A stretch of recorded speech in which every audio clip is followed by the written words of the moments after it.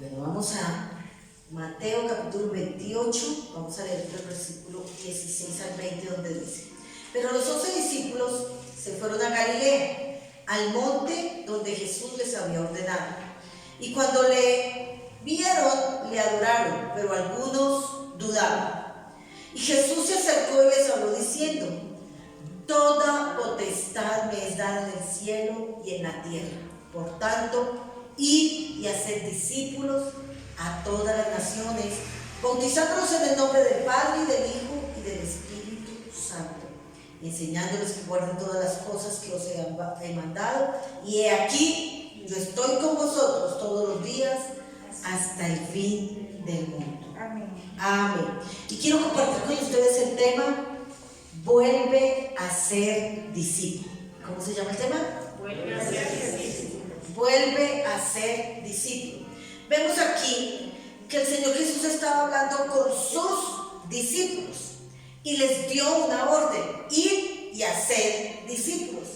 La orden de hacer discípulos es solamente para discípulos, no para todos los cristianos. Recuerden que al Señor Jesús lo seguían multitudes, o sea que las multitudes que seguían a Jesús eran cristianos, creían en Jesús, creían en el Evangelio, pero no eran discípulos.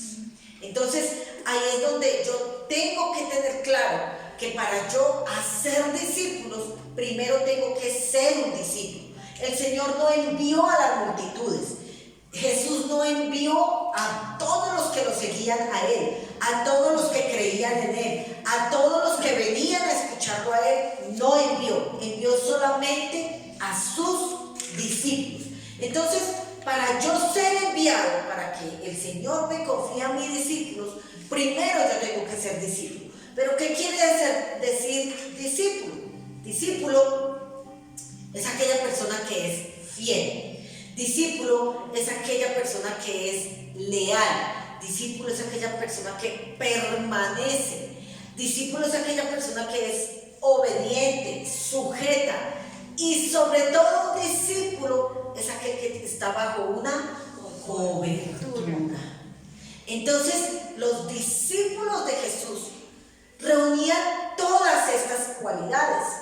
Estos discípulos lo seguían a donde Él iba. Estos discípulos fueron fieles a Jesús. Estos discípulos fueron leales al Señor. Entonces, el Señor también quiere que nosotros aprendamos a ser esos discípulos. ¿Cómo empezamos nosotros? Obvio, sí, nosotros venimos a la iglesia, nos congregamos, empezamos a tener una comunión con el Señor, y allí nosotros empezamos a tener un crecimiento espiritual, pero no somos discípulos.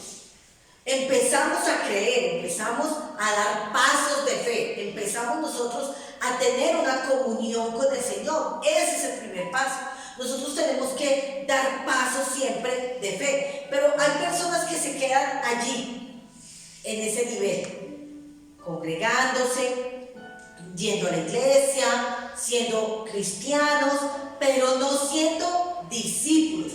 Y el Señor quiere que nosotros seamos discípulos, que seamos obedientes, fieles, que nosotros permanezcamos firmes en el lugar donde el Señor nos ha colocado. Eso es lo que el Señor quiere, que nosotros empecemos a dar ¿qué? Raíces, que nosotros nos fortalezcamos y que después nosotros demos esas ramas y esos frutos. Allí es donde el Señor nos va a confiar discípulos. Ahí es donde el Señor quiere que nosotros empecemos a ser discípulos. Es un legado que nosotros dejamos. En Juan 6, vivimos en el capítulo 6 de Juan, vamos al versículo 60, ya casi al final, donde estaban allí reunidos los discípulos de Juan y los discípulos de Jesús. ¿Ustedes recuerdan que Jesús fue discípulo de quién? Jesús fue discípulo de Juan.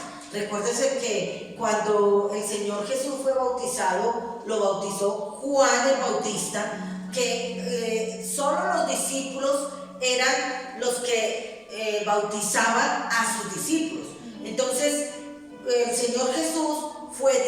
discípulo de Juan. Y muchos discípulos o algunos discípulos de Juan, cuando Juan fue encarcelado y cuando lo decapitaron, pues Juan murió y sus discípulos quedaron allí dispersos. Pero algunos de los discípulos de Juan formaron parte del discipulado de Jesús. No todos, aquí hablan de algunos. Algunos fueron llamados por el Señor que le seguían y otros también fueron discípulos de Juan. Miremos aquí en el versículo 60 donde dice: al oírlas, muchos de sus discípulos dijeron: dura es esta palabra, ¿quién la puede oír? Sabiendo Jesús en sí mismo que sus discípulos murmuraban de esto, les dijo: ¿esto os ofende? Pues qué, si veréis al Hijo del Hombre subir donde estaba primero. El Espíritu es el que da vida, la carne para nada aprovecha. Las palabras que yo os he hablado son espíritu y son vida.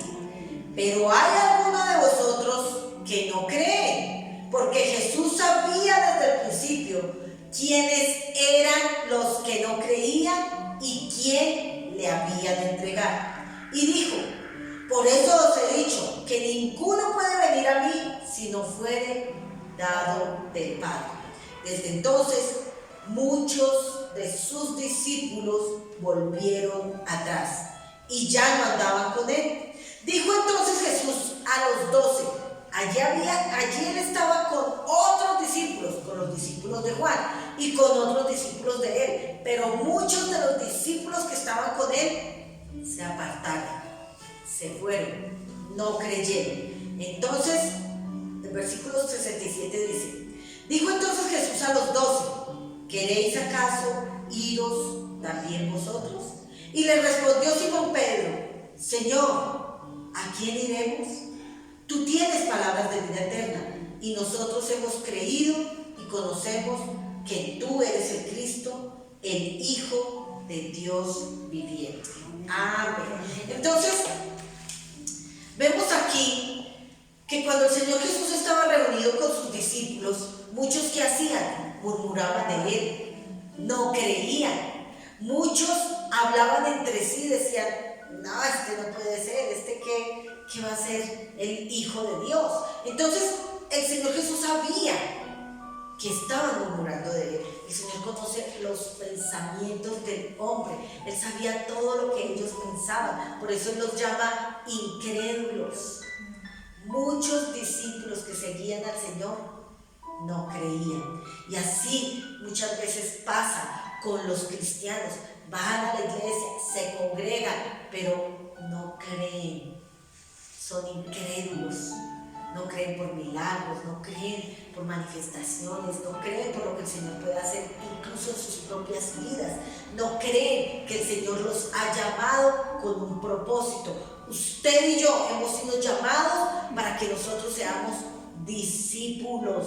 Es diferente a ser creyentes. Hay muchos creyentes, hay muchos que vienen a la iglesia, hay muchos que se congregan, pero no todos son discípulos. Y para que el Señor nos confíe a nosotros, discípulos, tenemos primero que nosotros ser discípulos. Porque si yo no soy discípula, el Señor no me va a confiar discípulos. Entonces nosotros tenemos que aprender a ser fieles, a ser obedientes, a saber que estamos bajo una cobertura espiritual, que estar en nuestra iglesia es una bendición, que nosotros tenemos una cobertura espiritual con nuestros pastores.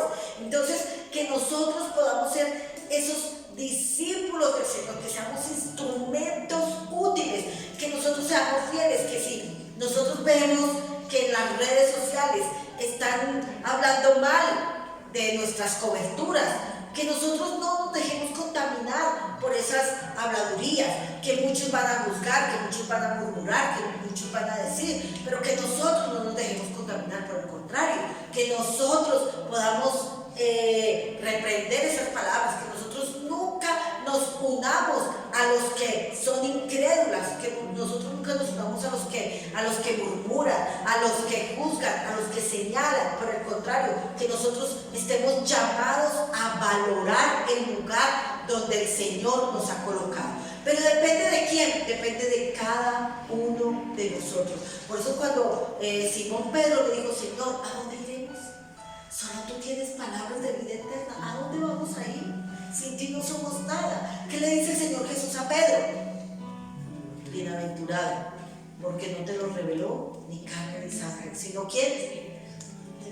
El Espíritu Santo de Dios, el que nos revela a nosotros y el que nos dirige es el Espíritu Santo. Miren todos los que estaban con Jesús, había multitudes y aún discípulos se apartaron y se fueron. ¿Pero por qué? Porque no fueron sensibles al Espíritu Santo. Usted y yo, ¿cuánto más? Si ellos que estaban al lado de Jesús no creyeron y se fueron y se apartaron, ¿cuánto más usted y yo dependemos del Espíritu Santo de Dios? El Espíritu Santo es el que nos convence, el Espíritu Santo es el que nos aviva, el Espíritu Santo es el que nos ayuda, el Espíritu Santo es el que nos mueve a que nosotros perseveremos, sigamos, a que nosotros no desmayemos, a que nosotros sigamos al llamado que el Señor nos ha hecho. Pero entonces el Señor no obliga a nadie. El Señor no quiere que usted y yo nos sintamos obligados porque mi pastor me dijo, porque mi pastora me dijo, porque mi líder me dijo, entonces yo estoy aquí porque me dijeron. Me siento como obligado, estoy aquí porque tengo que hacerlo.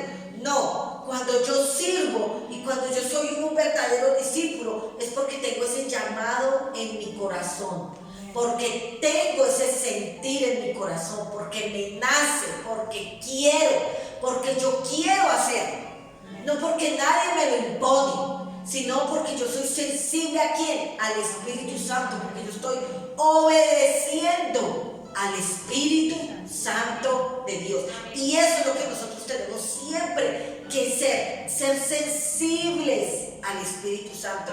Sí, vamos a tener a veces dudas, vamos a tener a veces como malestares que no queremos, desánimos, a veces incredulidades, pero ahí es donde yo tengo que pedirle ¿a quién? Al Espíritu Santo que me ayude. Ayúdame, Espíritu Santo de Dios. Yo quiero, yo te necesito, yo quiero ser un instrumento útil en tus manos. Y cuando nosotros somos sensibles al Espíritu Santo, en esos momentos de debilidad, ¿qué dice el Señor? El débil diga, fuerte soy. ¿En quién? En Cristo Jesús. El Señor nos va a dar fuerza, el Señor nos va a levantar, el Señor nos va a ayudar. El Señor es el que va a hacer que nosotros otra vez volvamos a coger fuerzas. Mire, en este tiempo de pandemia, en este tiempo de que no nos hemos congregado, en este tiempo que hemos estado en casa, muchos cristianos se han quedado en la casa. Muchos cristianos han preferido quedarse con YouTube, en las redes. No, pues yo aquí escucho la palabra, pues yo aquí me quedo tranquilo. No, pues igual yo me estoy congregando, yo estoy escuchando palabra. Pero entonces se quedan, pueden hacerlo y pueden seguir escuchando la palabra, pero simplemente se quedan como simples creyentes. No más. No van a crecer, no van a tener un liderazgo, no van a tener discípulos, no van a tener el ministerio que el Señor les quiere dar. Sí se pueden quedar en su casa, escuchando YouTube, en su cama, acostados, escuchando una oración. Lo pueden hacer. Igual, no los condenamos, no los señalamos, pero no va a tener un crecimiento espiritual. No va a dejar raíces aquí, no va a dejar un fruto donde el Señor quiere que nosotros seamos instrumentos útiles en sus manos. Entonces, la mayor herencia que nosotros como padres podemos dejar a nuestros hijos es el servicio en la obra del Señor. No es solamente que decir, yo voy a hacer discípulos. Sí, hacemos discípulos, pero cuando usted hace discípulos, sus hijos están viendo lo que usted está haciendo. Sus hijos están mirando que usted está haciendo la obra del Señor. En estos días Mi hermana Marta, por el grupo de la familia, ella mantiene enviando muchas fotos y envió unas fotos, ella siempre me envía fotos de José Daniel sirviendo en la iglesia donde está allá en Orlando.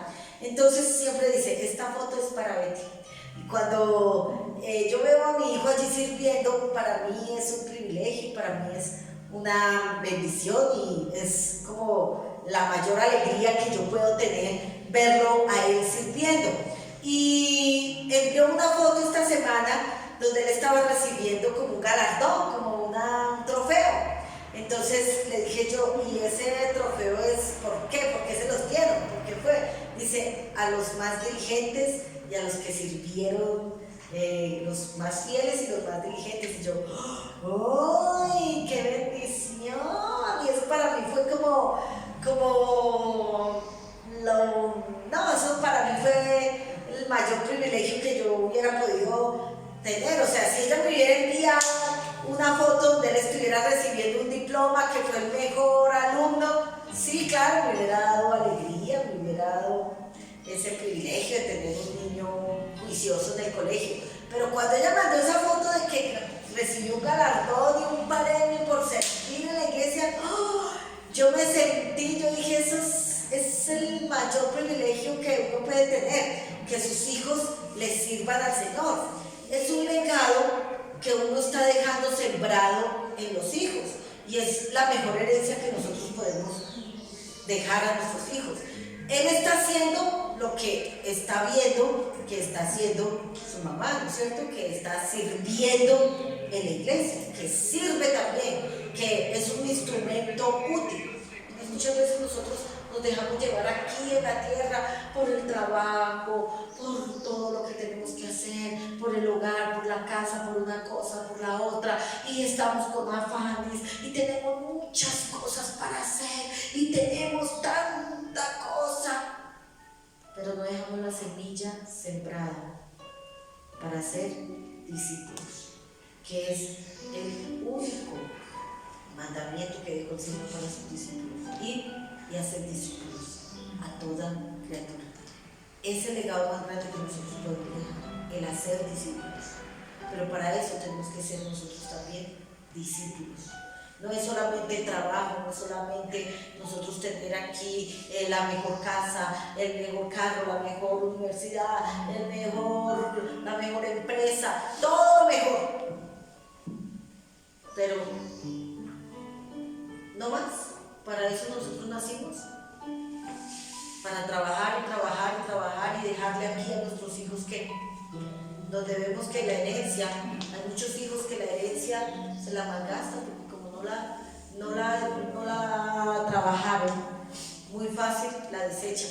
Muy claro vemos la herencia que recibió el hijo pródigo, ¿no es cierto? Él, estando aún vivo, el papá pidió su herencia. ¿Y qué hizo con la herencia? Se la malgastó, se la despilfarró con mujeres, en trago, en broma, en droga.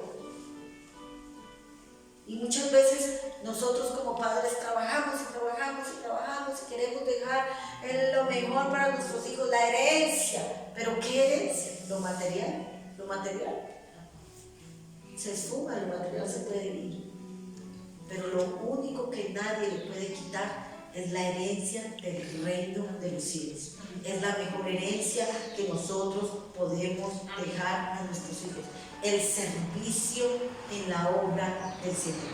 El servicio en que nosotros hagamos discípulos, en que compartamos la palabra, en que nosotros llevemos el evangelio. Entonces, a eso nos llama el Señor, a que nosotros volvamos a ser discípulos.